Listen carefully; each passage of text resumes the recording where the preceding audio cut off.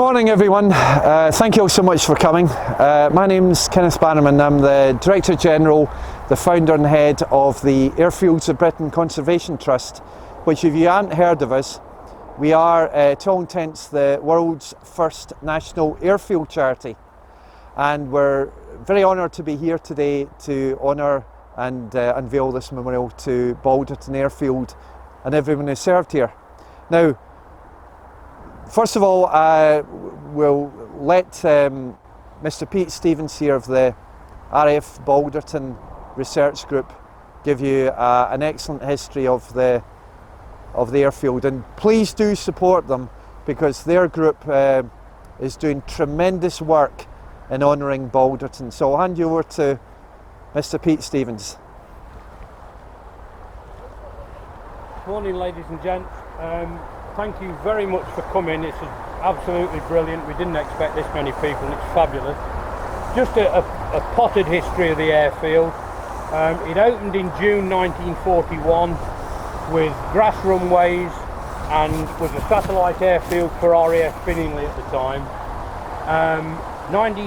Late 1941, early 42 saw the arrival of 408 Squadron, Royal Canadian Air Force from RAF Syerston, and they operated out of here, sending planes mainly on mine laying and leafleting missions, but they also have aircraft involved in all 3,000 bomber raids. They stayed through to September 1942, and after they'd gone, the airfield was closed operationally to lay the concrete runways and bring it up to a A-class bomber base. It reopened again in June 43 with the arrival of 1668 heavy conversion unit, and during that time that they were there from sort of August to November,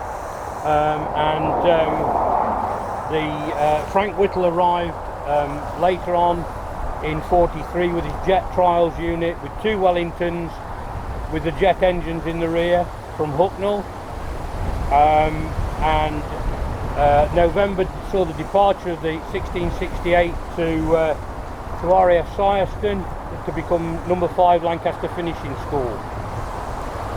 January 44 saw the arrival of the Americans, 2 units, 437 and the 439th Troop Carrier Group. 437th were only here for about a couple of weeks and they moved south. 439 stayed right through to April before moving south for D-Day, returning here in August, late August, early September to prepare for Operation Market Garden. On the 17th and 18th of September 1944, 80 aircraft left the runways of Balderton, some towing gliders, the others carrying paratroopers and equipment, over to Arnhem, and with the loss of only 1 aircraft, all was well and the rest came back. In late September, early October they left and the airfield was handed back to the RAF, and after a few weeks 227 Squadron arrived with their Lancasters and they stayed right through to the 5th of April, and as the last Lancaster left the runway on the 5th of April 1945, the airfield was closed operationally. It was then handed over to MU and stayed as a munitions dump and storage area until the 31st of August 1954, when the last guy turned the lights out, closed the gates, and that was the end of it until today. And today we're here to honour those people that served. 219 air crew, ground crew and civilians lost their lives during the operational period of this airfield, and that's why we're here today, to honour these people and to remember all those that flew and worked at RAF Balderton during its lifetime, 1941 to 1954. Thank you very much.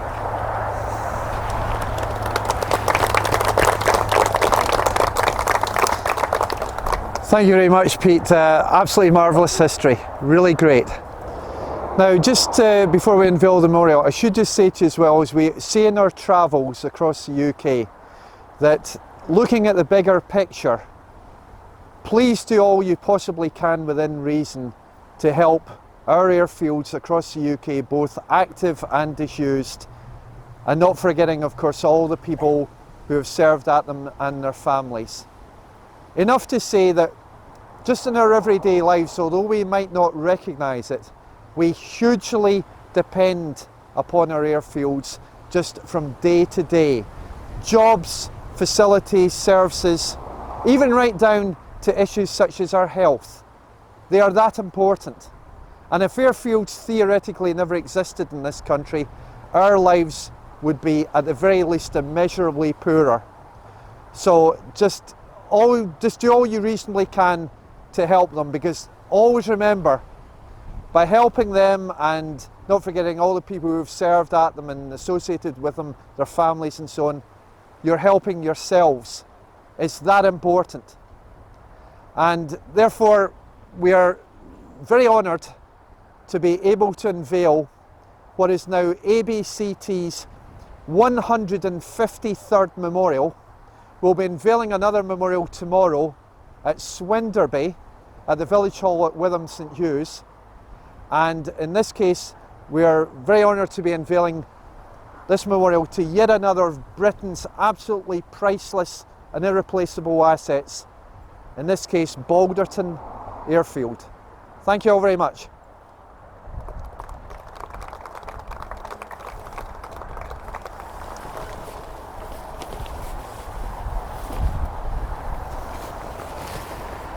Now, just before we begin to conclude the ceremony, may I just also ask you please to observe a 2-minute silence for Balderton Airfield and everyone who served here and their families.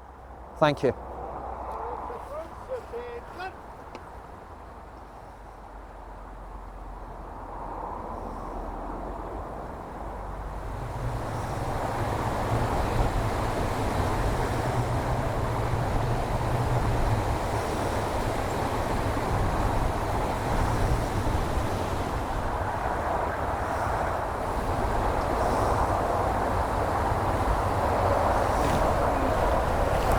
Thank you all very much.